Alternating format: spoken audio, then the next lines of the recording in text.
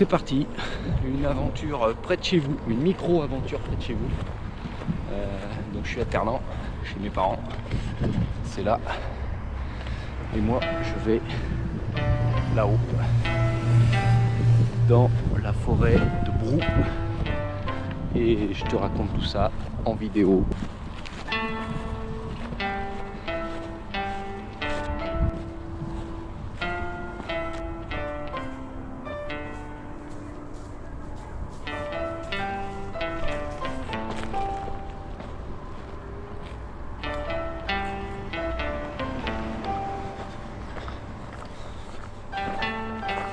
Putain, je suis à 800 bornes de chez moi, je suis déjà perdu. Géoparc, il y a une route mais c'est pas celle-ci. Là ça monte trop pour une feignasse. Je vais tenter ça, hein, parce que moi je viens de là. Voilà. Et je me suis pas rapproché d'un mètre.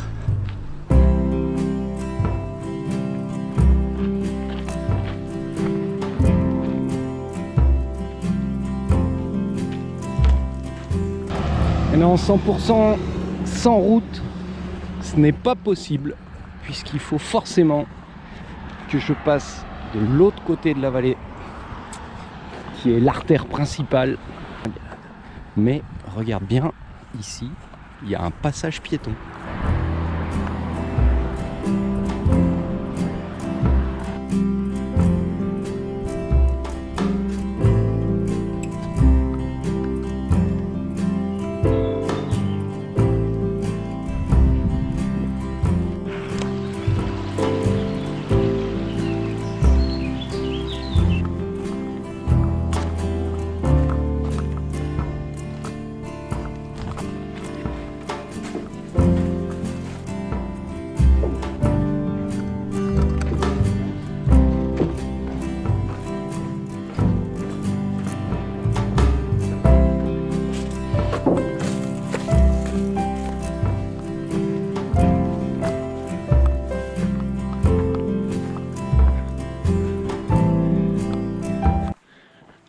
Alors selon Gilou, aux ruines de l'ancien moulin, il faut que je monte.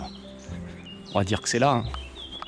Je vois pas bien de ruines, mais on va faire confiance aux chasseurs. Mais si, regarde, ça les ruines de l'ancien moulin.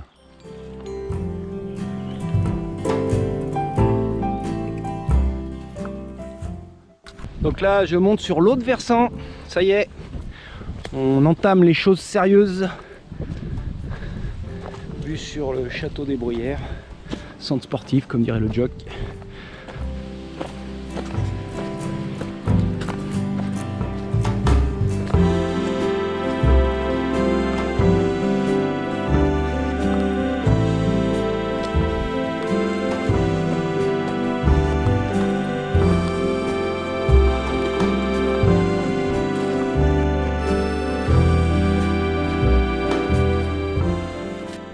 Le village de Lettra et son clocher très particulier. Ne me demande pas l'histoire. C'est ma vallée, mais je connais pas grand chose en fait. Bon, on continue. Quasiment le seul tronçon au milieu des vignes. Je veux dire des vraies vignes. Ah, le Beaujolais, c'est plus ce que c'était, hein. Joli morceau de vigne.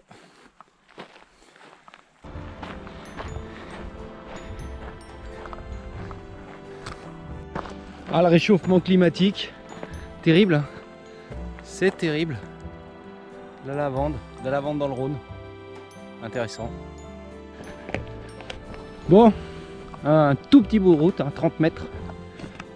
Je suis sorti du chemin là-bas, t'as la lavande ici, et je vais prendre ce chemin. Je suis pas sûr que ça soit celui-ci, hein.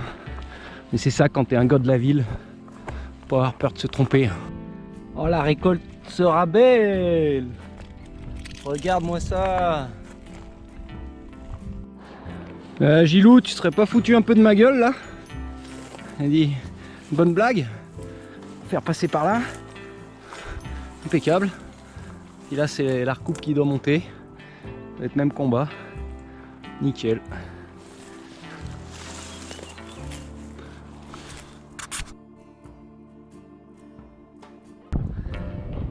Sainte-Paul, là-haut, la tour de Ouin, là-bas, et je suis parti de chez Gilot et Yvette, qui est le hameau au-dessus des Grandes Planches, Chavasson, et voilà. Et là, ça monte dans la vallée d'Azergues, loin, jusqu'à Poules-les-Écharmeaux. Et vous, l'ami, le Covid, la deuxième vague, vous en pensez quoi? Faut se reconfiner? Se mettre à l'ombre en tout cas. Elle est pas belle la vie? C'est ici le ravitaillement du camping de Brou?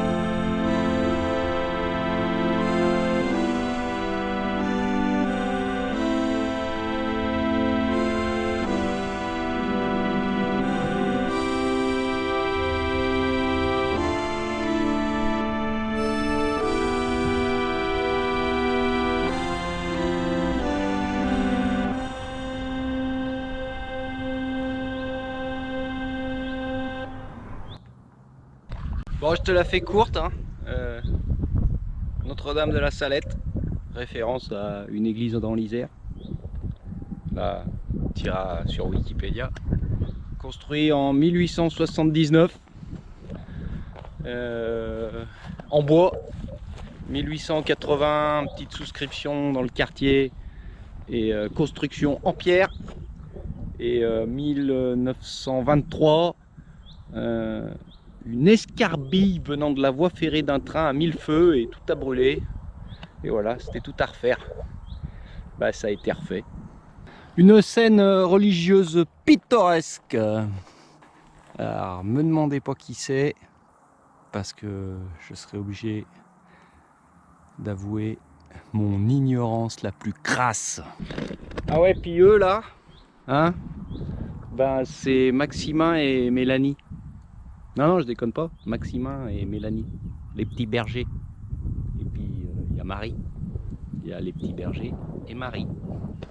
Ouais, tu crois que le mec il est savant, mais non. Non, c'était tout écrit là, j'ai juste appris mon texte. Moi, je vais là-haut.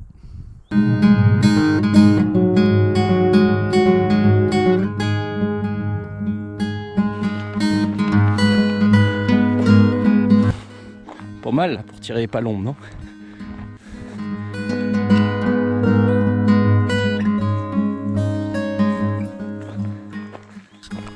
Me voilà donc arrivé au Cré Boton, le plus beau cré de Ternant.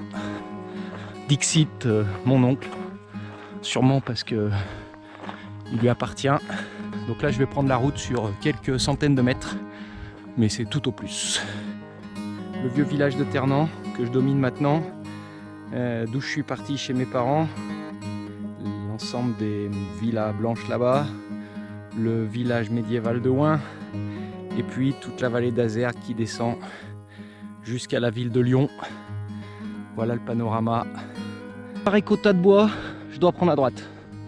Je dois prendre à droite, je prends à droite. Pourtant, il y a un petit panneau qui dit « Suis la route ». Je suis trop un rebelle.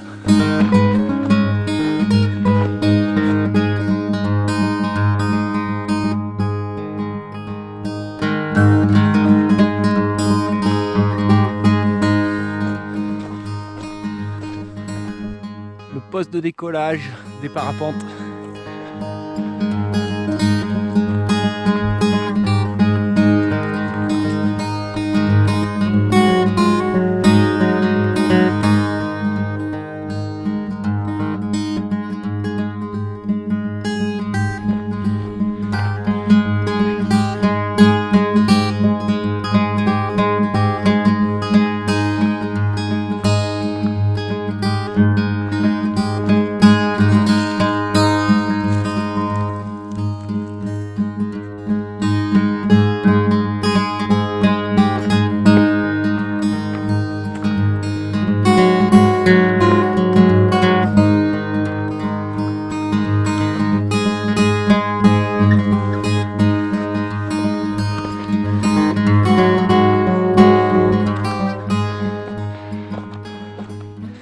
Les antennes de brou.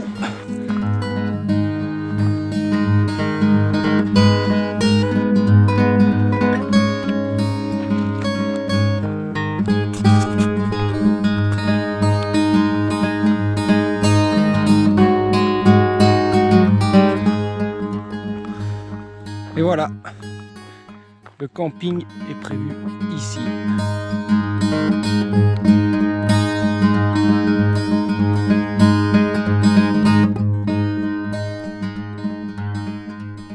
On voit Lyon là-bas au fond.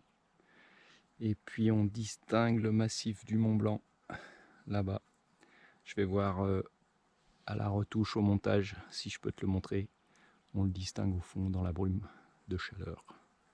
Voilà, c'est la forêt de Brou. C'est ici. Et demain, on redescend par là-bas.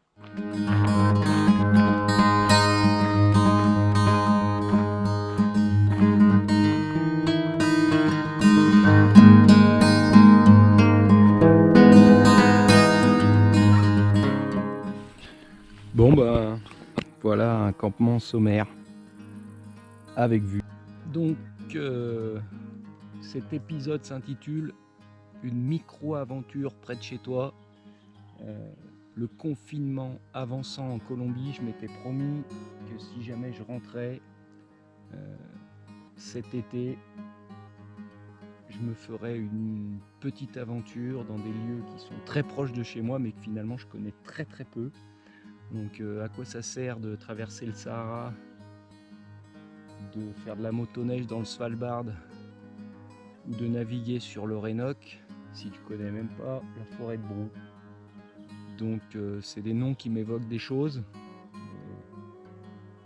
Quand j'entends raconter les exploits de chasse de Gilou et de la société de Ternant, la croix de Brou, le Montchatard, la cabane Guérin, la Grande Allée.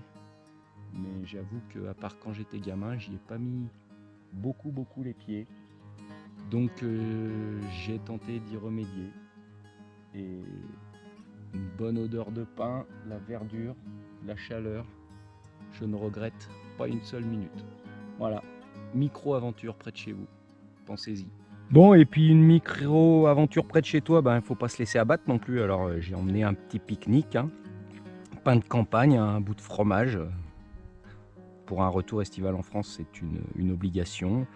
Un petit bout de sauce, ça fait quelques mois que j'en ai pas mangé. Du pâté croûte, je te dis même pas quand c'est. Une tomate et des cornichons du jardin du Gilou. Une poignée de cerises, parce qu'en Colombie, si ça existe, c'est complètement différent. Donc j'avais envie de cerises. Et puis une petite bière qui a juste chauffé ce qu'il fallait sur le chemin, mais qui va faire du bien en passant.